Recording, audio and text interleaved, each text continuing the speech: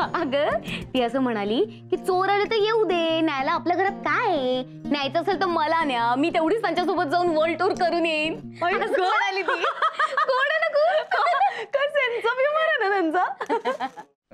फक्त हिच्यात काही आलेलं नाहीये.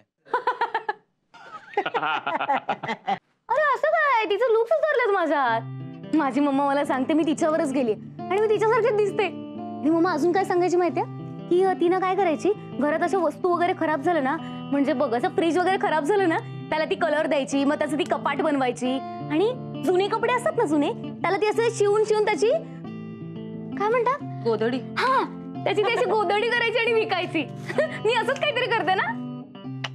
नाही यार, नाही नाही यार, नाही तुला जमत नाही यार. चांगल्या गोष्टी नाही सांगायच्या, अशा विचित्र विचित्र विचित्र गोष्टी सांगायच्या. मी सांगतो ना तुला विचित्र गोष्टी.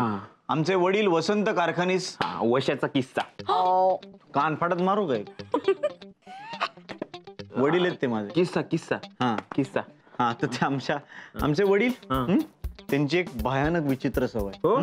ते काय करतात माहितीये का, दुसऱ्या दिवशी ऑफिसला जे कपडे घालायचेत ना, त्याची तयारी आदल्या रात्रीच करून ठेवतो. म्हणजे काय की उद्या जो सूट घालायचा आहे ना, तो आदल्या रात्री ट्राय करून बघतात. परफेक्शनिस्ट ना. हा, आयुष्यात काही झाले तरी चालेल पण चुकलं नाही पाहिजे माणसाने. चुकणं हे मोठं पाप असतं. परफेक्शनिस्ट माणूस. सो ते काय करतात माहितीये, असं व्यवस्थित कपडे घालून वगैरे रेडी होतात. ते रात्री 12-1 वाजता वगैरे. मग आपल्याला वाटणार की आता ऑफिसला जाणार आहे माणूस, पण तसं नाही. ते तयारी करतात. आणि एवढंच नाही, हातात पेग असायचा एक मस्त ऑन द रॉक्स.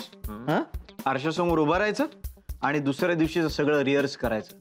म्हणजे दुसऱ्या दिवशी आपल्याला जे जगायचंय ते आदल्या दिवशी अनुभव. अरे बापरे, मग ते असं सगळं बोलून बघायचंय? सगळं एव्हरीथिंग.